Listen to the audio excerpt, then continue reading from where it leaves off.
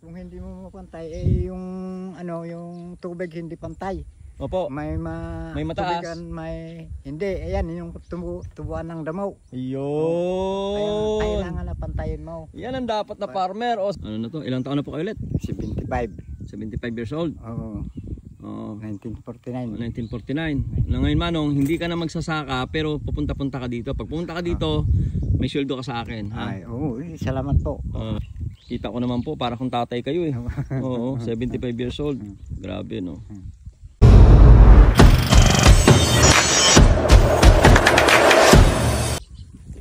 Manong, magandang umaga. Kayo po pala nag-aasikaso dyan. Ako na po yung bagong ano dito. Ay, ikaw ang Opo, ako na po yung sinanlaan nila. Ngayon gusto ko yung aso mo na yun, Manong. Ang bait-bait niyan. Nakaraan pumunta kami rito, ang bait eh. Ilan taon na po kayo? 75. 75 na po kayo, Manong. Oo. Kumusta po kayo? Ganito lang. Ano?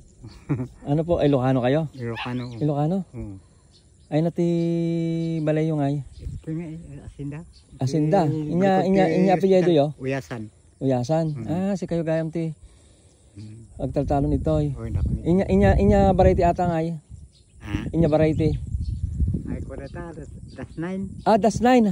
Di das 9 sa Bali J. Kirimas. Sa Bali ay sumit laang. Isumit laang. Baro mga nag ano lang dito. Opo. Makikita ka na sa YouTube, Manong. Gusto mo ba? Ayun, ang ganda. Ito, sikat na nag-spray ito eh. Sikat na nag-spray.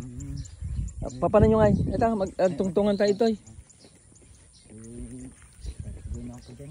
Ay, ada naman mo ita. Mano, hantiin naman mo nga eh. Apat. Hal mo ilako. Haan? Ada ano ang mga mabalin nga kwa nga Ben. Ay, anjak amo no ilako di ubing yen nang na. Ay J anak mo. Oo. Mano bulan ng ato Manong. Dua ay may sa. Ganda nito datar. Hello, come here baby. Come here. Halika na. Hindi ka na mabait tayo. Bait. Ikaw naman tatahol-tahol ka pa eh.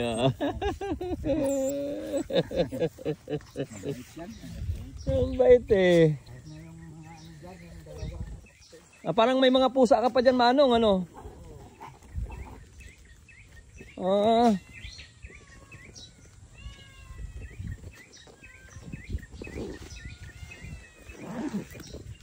Ang buhay dito. Sige lang po, okay lang po, Manong. Doon lang tayo sa may ano, hindi po ako upo. Opo, dito lang po sa may basakan. Manong, gaano nakatagal ka na nagsasaka? Ay, hanggang bata pa. Mula pa ka bata, saan kayo na unang nagsaka? Ay, diyan sa amin. Dito talaga sa atin, sa Palawan? Ay, hindi, sa ano, Ilocos. Ilocos, ay na kayo Ilocos nga eh? Quirino. Quirino? Oo.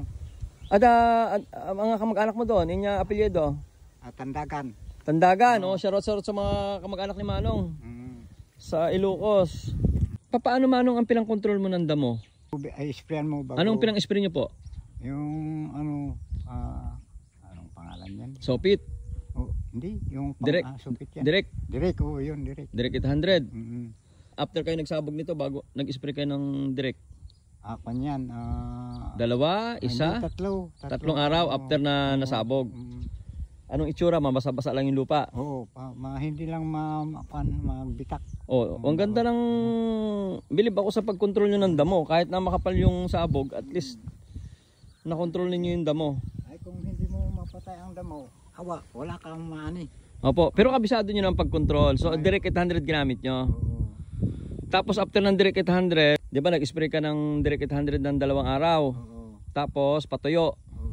Bago yung ano, sprayan mo naman yung ano para yung pang insekto.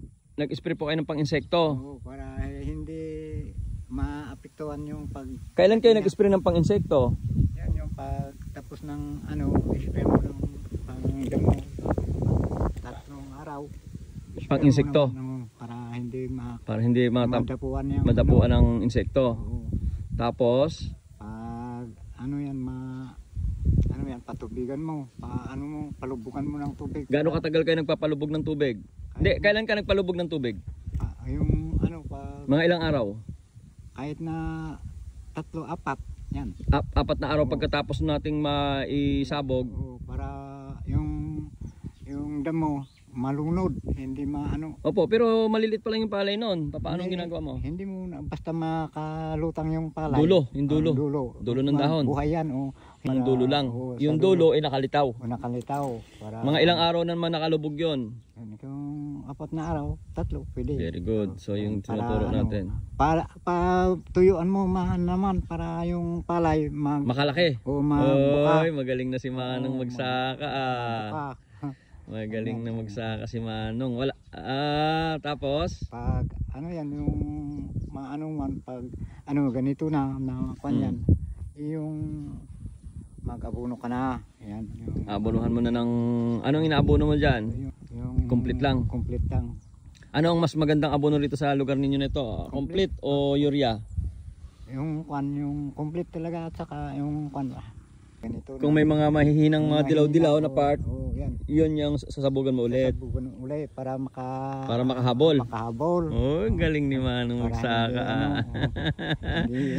Magaling pa ito si Manong. Gusto ko to si Manong, marunong eh. Oh, tingnan mo kasi bakit po ako bilib ako sa kanya kasi number 1, mahina ang lupa dito pero napapaganda nila yung na-control nila talaga number 1 damo oh. Kanyo, direct seeding po to ah.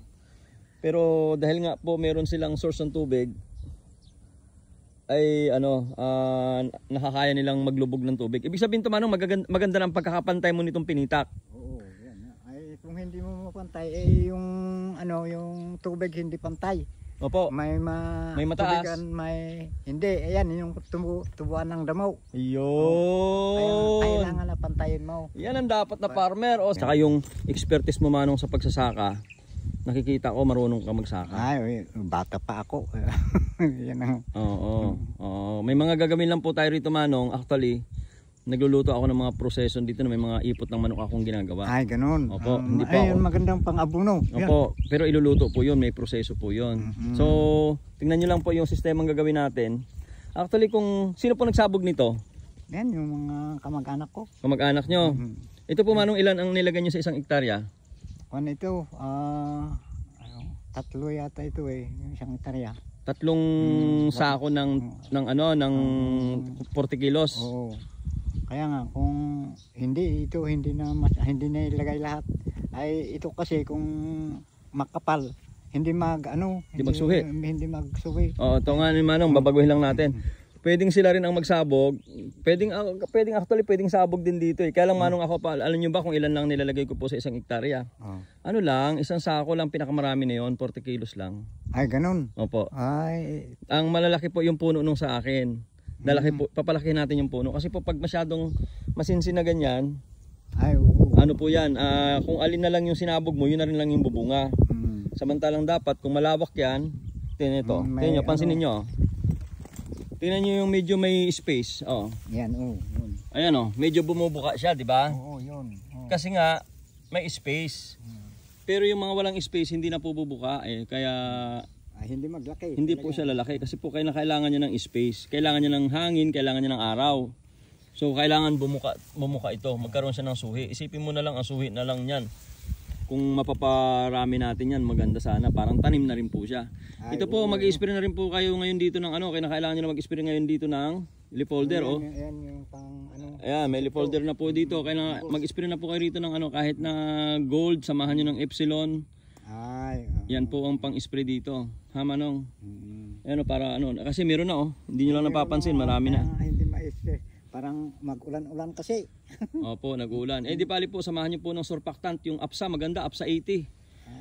Hinahaluan po nun. Haluan para Opo, para hindi po siya matanggal. Pagka ganitong sumingit na magandang panahon, pwede na po kayong magpa-spray nito, Manong. Oo nga mo. Kailan nyo itinanim to? Kailan nyo sinabog? December, January, February, March, April. April to. April, harvest on das 9. Tigas ang bigas nito. Matigas nga. Ha? Pero matigas na. Pero ito lang kasi yung nabubuhay dito masyado. Yan ang mga palay dito na Pag tinaniman natin ng short variety, anong nangyari po dito? hindi maglaki, parang Nababansot. Oo, nababansot. Tapos yung ano niya, yung butil niya, Yan, yung ano niya, hindi uhay niya, maka- maiksi. Hindi Alabas. ganyan. Hindi makayoko. Hindi makayoko. Ito pag amo ito kuan mo ito magyuko ng ganyan. Magyuko. Maasa bintog ang kanya. Mapintog, pati Oo. yung 44 pwede rin dito. Ay oo, yung 44 pwede naman. Okay, pero ang tatanim natin dito actually jasmine. Ay. Ngayon tatay, meron akong gagawing ano diyan, mayroon akong gagawing demo farm diyan. Mayroon akong gagawing demonstration diyan. Para bago tayo magtanim sa first cropping season, makikita na natin yung performance ng palay. Ito na lang po ba yung walang tanim? Yung part lang na yan? Ito, wala. Lahat po yan may tanim na? Oo, yan. Yung 8 hektare may tanim lahat? Oo. At saka dito yung mga ano diyan, hindi lubog 'yon. Ay, masyadong lubog. Oo, hindi. Lubo yan. Lubo yan. Okay. Alright. So si Manong ano na to? Ilang taon na po kayo ulit? 75. 75 years old. Oo. Oo. 1949. 1949. Na ngayon Manong, hindi ka na magsasaka pero pupunta-punta ka dito. Pag pumunta ka dito, may sweldo ka sa akin. Ha? Ay, oo, salamat po. Bibigyan kita ng ano. Si Pare Cobs. Ayun, sila po ang mamamahala dito. Ay. Opo. Kayo Manong, pasyal-pasyal kayo pag may mga sa pagpapatubig, sa pagbababad. Ay, Eksperto sila sa pagbababad ng tubig para doon sa damo. So ito si Manong, 75 years old, matagal lang nagsasaka. Parang tatay ko, pati pa, parang tatay ko eh. Oo. Kita mo talagang hirap ng farmer, no? Grabe.